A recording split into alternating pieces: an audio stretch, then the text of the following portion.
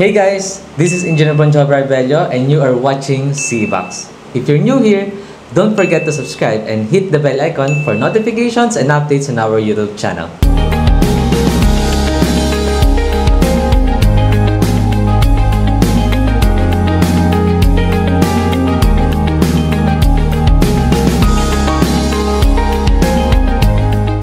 So medyo naging matagal-tagal din magmula nang kami ay mag-upload ng video tutorial for reinforced concrete design. At ang last topic natin is analysis of singly reinforced beam under ng ultimate strength design. So sa topic na yon, nag-solve tayo ng rectangular and irregular shape. So ngayon naman ay mag-move tayo sa topic na analysis of singly reinforced T-beam. Ang question dito is, ano nga ba ang T-beam? So kapag nag-observe kayo sa kahit anong building or kaya sa mga simple residential house, ang makikita ninyong common na shape ng beam ay rectangular. So nangyayari ang T-beam kapag ang pagbubuhos ay monolithic. So kapag sinabi nating monolithic, sabay-sabay na binubuhusan ang floor system. At ang floor system natin or sahig is composed of beam and slab. So syempre, ganito yung forma natin. Ito yung beam, ito naman yung para sa slab. At syempre, kapag nag-start yung buhos, tuloy-tuloy yan mula sa sahig hanggang sa piga. So, isahang buhos. In that way, mag-a-act as one yung ating sahig saka yung biga. So, yung thickness ng ating sahig, siya yung mag-serve as the flange of the T-beam. At yun namang width ng ating biga, siya naman yung tatawagin natin as the web member of the T-beam. So sir, kailangan po ba talaga sabay-sabay or monolithic ang pagbubuhos? Siyempre, yun ang recommended. Bakit? Siyempre, iniiwasan natin na magkaroon ng mga connection yung ating concrete. Yun yung mga tinatawag natin na construction joint. Bakit? Kasi possible na doon pumasok yung tubig. At kapag napasukan niya ng tubig, yung mga bakal natin ay mangangalawang. At kapag nangalawang ang mga bakal, liliit yung size ng mga steel reinforcement natin kasi nangalawang siya eh. Diba? Madudurog yung mga nangalawang na part. At pag nangalawang yan, magkakaroon tayo ng spaces or voids dun sa position ng steel reinforcement at dun possible mag-start yung cracking. Pero syempre, merong mga instances talaga na hindi natin maiiwasan na magkaroon ng construction joint. So possible hanggang dun lamang yung nakaschedule na buhos. Usually, nagkakaroon talaga tayo ng construction joint dyan pagdating sa slab. Pero syempre, meron tayong sinusunod na length kung hanggang saan yung i-consider natin na construction joint. Usually, kung saan yung merong zero moment, dun tayo nag-i-start ng construction joint. Pero syempre, ang focus natin sa topic na to ay yung analysis ng singly reinforced T-beam. So sabi rito, reinforced concrete floor systems normally consist of slabs and beams that are placed monolithically. As a result, two parts act together to resist loads. In effect, the beam have extra width at their tops called the flanges and resulting T-shaped beams called T-beams. The part of a T-beam below the slab is referred to as the web or stem. So ito yung biga dun sa web. Then ito namang flange, manggagaling yan sa slab. According to NSCP 2015 section 406.3.2, for non-prestressed T-beams supporting monolithic or composite slabs, the effective flange width BF shall include the beam web with BW plus the effective overhanging flange width in accordance with the table 406.3.2.1 where H is the slab thickness. So, ito mas sanay ako na yung ating H is T. Yan, slab thickness. And SW is the clear distance of the adjacent web. So, check out itong figure natin. So, ito yung tuloy-tuloy na slab. Tapos, ito naman yung biga. Pero, hindi ito yung pinakabiga, ha? Ang pinakabiga natin dito is ito. Ayan. And, syempre, ito naman yung ating slab. So, kapag sabay-sabay na binuhusan yan, magiging part na ng ating biga yung slab natin. Ayan. Kaya siya magkakaroon ng T-shape na beam. So sabi rito, yung ating H or T is yung slab thickness. Ito yun. Then, yung ating SW is the clear distance ng ating dalawang beam. Tapos yung ating BW is the web, okay, or the width of the web. Tapos ito namang buo na to is yung tinatawag natin na effective flange width or BF. So meron pong binanggit dito yung tinatawag natin na effective overhanging flange. So ano yun? Ito yun. Ayan. So ang mangyayari kasi, meron tayong sinusunod according sa NSCP natin para matawag natin siya as T-beam. Or, syempre, minsan di ba, ito yung ating beam, ito yung beam, tuloy-tuloy yan. Hanggang saan lang ba talaga yung measurement ng ating flange para makonsider natin siya as T-beam. So, nandito yun, sa table 406.3.2.1. So, ang gagawin natin dito is kukunin natin yung ating effective flange width. So, for example, ang ating beam ay interior. So, dito tayo pipili. So, sabi niya rito, list of. So, list. If we say list, yung pinakamaliit na effective flange width ang ating gagamitin. So, una raw, ang gagawin natin is i-add natin yung ating, sige, zoom natin.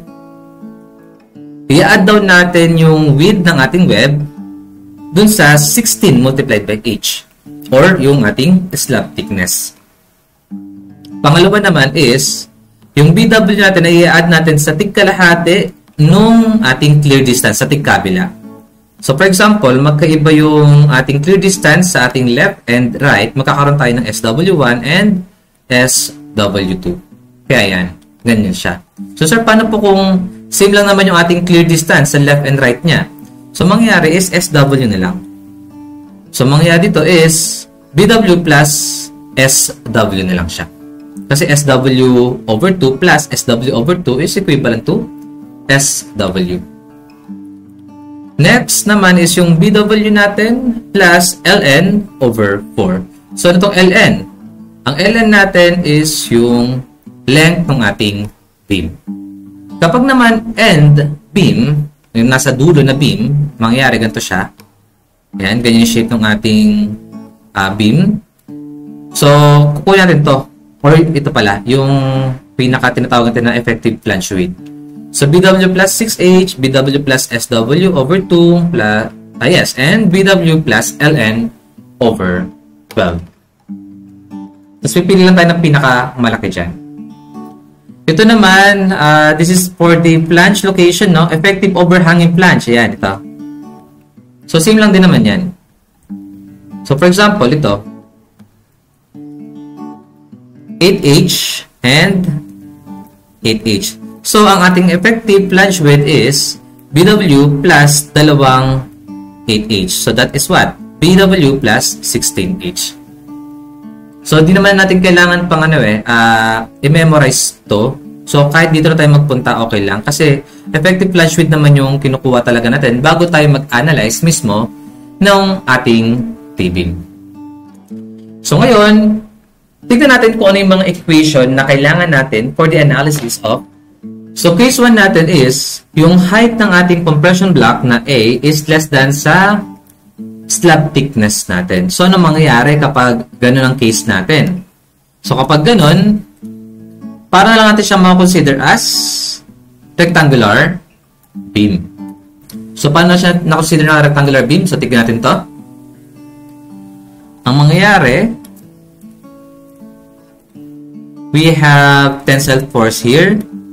Tapos, ito naman is yung ating compressive stress. Then, magkakaroon tayo dito ng compressive force. So, this is our C and this is our force T.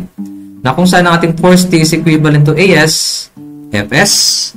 At yung ating force C is equivalent to 0.85 F prime C. Anong area niya? A multiplied by BF. And as you can see here, C and T lang ang ating mga forces. So, kaparehas na kaparehas sa ating rectangular beam. Then, ito naman yung ating moment. Ayan. So, syempre, yung ating nominal moment is equivalent to C multiplied by D minus A over 2. Or kaya, T multiplied by D minus A over 2. Na kung saan ang ating C is equivalent to T. So, this is 0.85 F prime C multiplied by A multiplied by B is equivalent to AS Fs.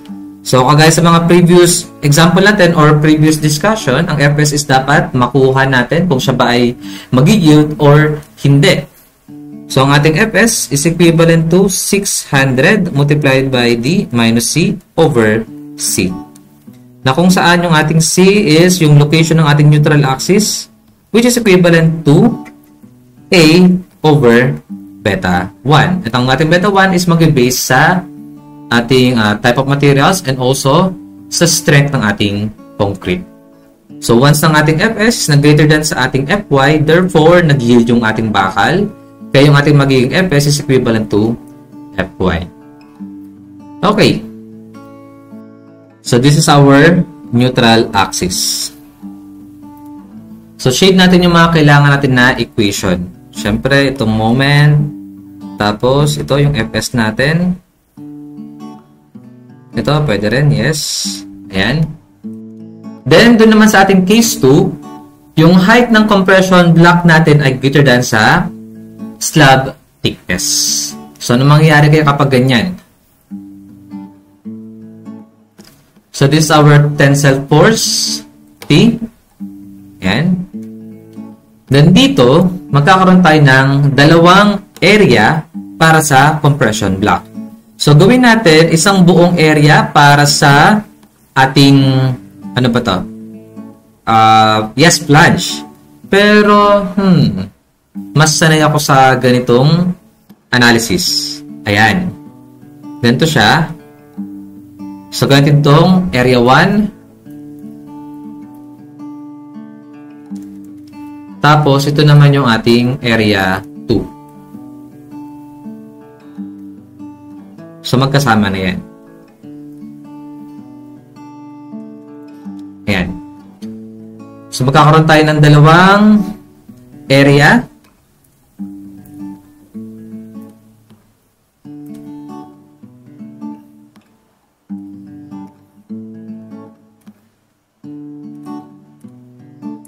Ito para sa area 1. Ito naman para sa area 2. So, kung may natin dalawang area para sa compression block, magkakaroon rin tayo ng dalawang force.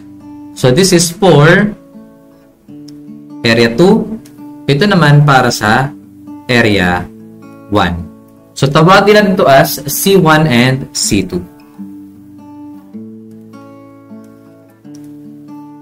So, by equilibrium, yung ating C1 plus C2 is equivalent to our T. So, syempre, yung ating C1 and C2 ay under naman ng compression and also they are both concrete. Therefore, ang ating C1 is equivalent to 0.85 multiplied by F prime C multiplied by area 1. So, ano bang area 1 natin? Ang height niya is yung compression block A. Tapos, ang kanyang width is BW.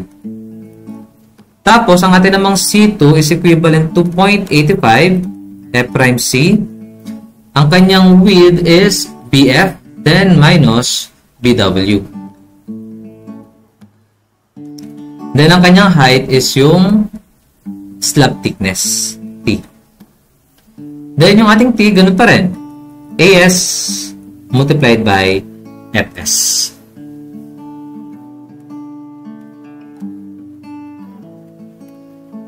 Ngayon, ang tanong is, paano yung ating nominal moment MN? So, kung naalala ninyo, meron tayong topic sa singly reinforced beam na kung saan meron tayong irregular shape. Kaya, dahil sa nagkaroon tayo ng irregular shape, nagkaroon tayo ng dalawang compressive forces.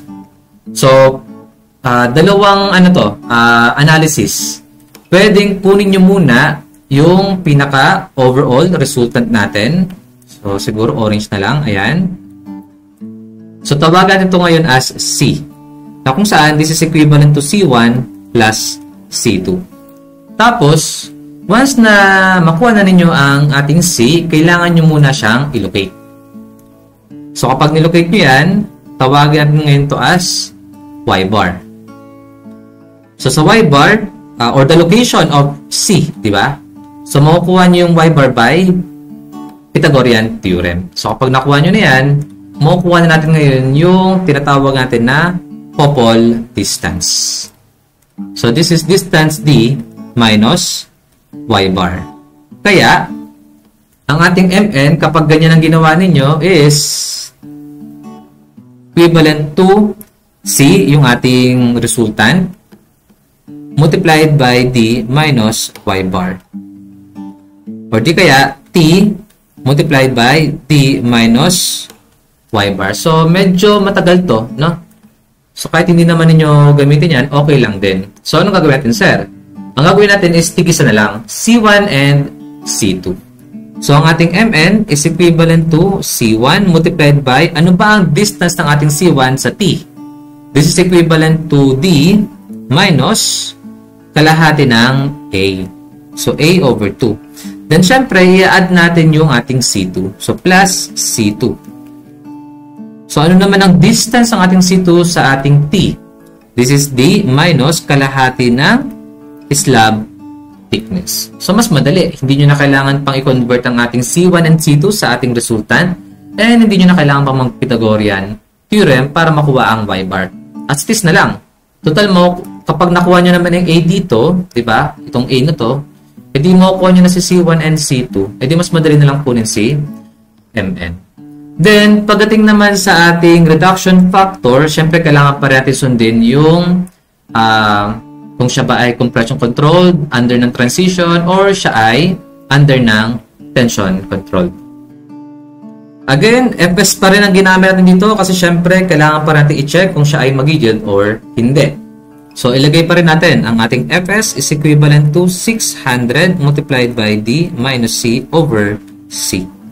So, kung mapapansin nyo dito sa ating case 1 and case 2, halos same lang din siya sa ating analysis ng singly reinforced beam under ng rectangular and irregular shape. Pero dun kasi sa mga irregular shape, hindi siya masyadong ginagamit sa construction eh. Pero ito talagang T-beam, meron siya. Kaya nakahiwalay na topic yung ating T-beam. So, simple lang naman, di ba? Yung ating case 1 is simple, singly reinforced rectangular beam. Yung ating namang case 2 is a simple, singly reinforced irregular beam. Kung saan ay meron tayong dalawang compressive force na subjected to our concrete. Sa flange and also sa web member. So ngayon, medyo mahirap kasi yung ganito. Bakit? Kasi kailangan natin mag-assume kung siya ba ay less than sa T or greater than pa siya sa T. So ngayon, ang pwede natin gawin is kunin natin yung buong area ng flange. So, kukunin natin yung area ng flange. So, after natin kunin yung area ng flange, kukunin naman natin yung required area natin para sa compression block. So, nasan yung area na yun? Ito yun. Yung A and B natin. So, mangyayari 0.85 F'C multiplied by area compression. Then, equivalent to AS. So, assume natin na siya ay mag-yield. So, gawin natin as Fy. So, ngayon, makukuha natin si area compression. So, once na nakuha natin si area compression, take note class ha, ang area compression, ibig sabihin, ito yung required na area natin para sa compression block natin. So, once na ang ating area compression ay nag-greater than sa area ng flange. Ito yung area ng flange, di ba? So, kapag nag-greater than yung ating area compression, ibig sabihin, kailangan pa natin ng extra area. Di ba? Para magkaroon tayo ng equilibrium. So, kailangan natin ng extra area. Saan natin kukunin yun? Saan pa ba? Hindi naman pwede dito sa labas. Saan natin kukunin extra area? Siyempre, dun sa web.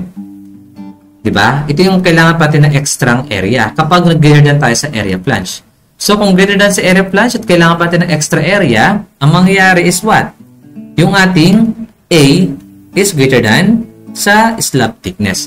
Pero, kung ang ating area compression is nag-less than sa area ng flange, yan. So, ano daw siya? Nag-less than. So, let's say ito yung area na compression. Ayan, no? Area compression. Diba? So, kung less than siya sa area ng flange, therefore, hindi niya na kailangan pang kumuha pa ng area dito sa web. Diba? Hindi niya pa kailangan pang palagpasin dito. So, ibig sabihin, yung ating area, yung ating height ng compression block is less than sa slab thickness. So, yun yung gagawin natin. Mas madali ito kaysa sa mag-assume tayo na siya ba ay less than T or siya ba ay greater than T. So, kunin kagad yung area flange, tapos kunin natin yung area compression, tapos i-compare natin silang dalawa. Alam na natin kung saan tayo mag-a-analyze. Under ba ng case 1 or under ba ng case 2. So, ito, more on code pa, no? So, this is minimum flexural reinforcement in non-pre-stressed beams. Ayan. Area to ng tensile reinforcement. So, area minimum. Ayan. Shall be greater than of or greater of A and B. So, ang A natin is 0.85 square root of F prime C over Fy multiplied by BWD. Or kaya 1.4 over Fy, BWD. So, kung sino yung mas malaki dyan, yun yung pipiliin natin. Siyempre, kapag nag-design tayo at identified na or specified na yung dimension ng ating beam, makukuha natin yung required area for the steel reinforcement. At ang area ng steel reinforcement ay dapat hindi bababa sa minimum area ng steel reinforcement at hindi rin dapat tumaas or lumagpas sa maximum area ng steel reinforcement. So, meron tayo ditong ACI commentary. Kapag daw yung ating flange ay nag-undergo ng tension, yung amount daw ng ating tension reinforcement needed to make the strength of the reinforced section equal to that of the unreinforced section is approximately twice daw nung ating rectangular section or that of a flange section with a flange in compression. So, a greater amount of minimum tension reinforcement is particularly necessary in cantilevers. Siyempre, kapag cantilevers, ayan, siya. Siyempre, negative bending. Yung taas natin kasi is under ng tensile. Kaya kung ang section natin ay T, ayan, so dito yung flange natin ay mag-undergo ng tension. Kaya best example is cantilever. So, sabi rito, and other statically determinate beams where there is no possibility for the distribution of moment. Ngayon daw, kapag daw naman statically determinate members with their flange in tension, yung ating BW dito, yan, yung ating BW, okay, sa above formula, ito yung above formula, is kailangan natin i-replace ng either 2BW or yung width daw ng ating flange or BF.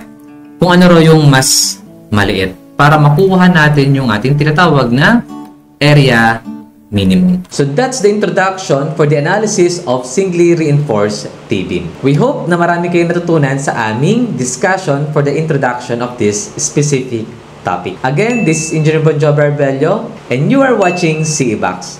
Don't forget to subscribe and hit the bell icon for notifications and updates on our YouTube channel. Thank you for watching, guys. Bye-bye.